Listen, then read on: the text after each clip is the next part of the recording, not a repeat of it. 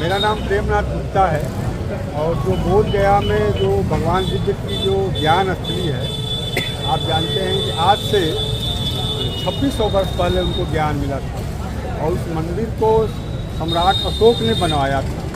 लेकिन उसमें क्या हुआ है कि 1822 में से पहले 1851 में उसमें ब्राह्मण लोगों ने या गैर बौद्धों ने उस मंदिर में घुस करके प्रवेश करके उसको कब्जा कर लिया। उसके बाद 1922 में गांधी जी जब वहाँ गए थे, कांग्रेस का जो अधिवेशन हो रहा था, तो उन लोगों ने कहा था कि इस मंदिर को हमसे मुक्ति कराया जाए, लेकिन गांधी जी ने उस पर बात पर ध्यान नहीं दिया।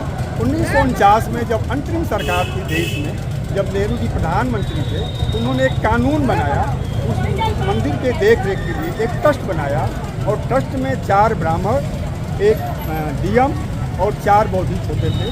तभी से लेकर के यह आंदोलन चल रहा है कि अगर बौद्ध देश में बौद्धों का जो मंदिर है उसमें गैर बौद्धों की क्या ज़रूरत है, उसमें गैर ब्राह्मणों की क्या ज़रूरत है।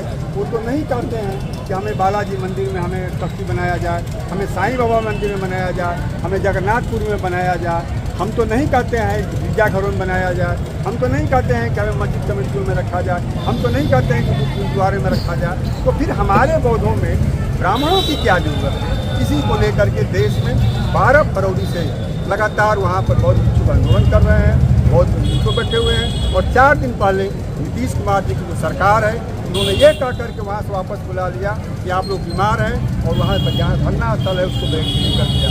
तब लेकर के देश में पूरे एक आंदोलन चल रहा है। उसी कड़ी में गाजीपुर में भी पंडित सिंह बचन जी के नेतृत्व में हम लोग महामहिम राष्ट्रपति जी को जिलाधिकारी के माध्यम से एक ज्ञापन देने का काम किया है कि यदि उनको तत्काल ब्राह्मणों से उस मठ को मंदिर नहीं किया जाएगा, पूरे देश में एक बड़ा आंदोलन किया जाएगा। इसलिए किया जाएगा कि जब नरेंद्र मोदी जी देश से बाहर जाते हैं तो कहते हैं कि हम गांधी के देश से आए हैं, हम बौद्ध के देश से आए हैं, फिर अपने ही देश में बौद्ध के मंदिरों में ब्राह्मणों का कब्जा हो, यह देश कैसे सेकुलर रहेगा, कैसे धर्मनिरपेक्ष रहेगा, ये बहुत बड़ा सवाल है। इसी को लेकर के हम लोगों ने आज ज्ञापन देने का काम किया है।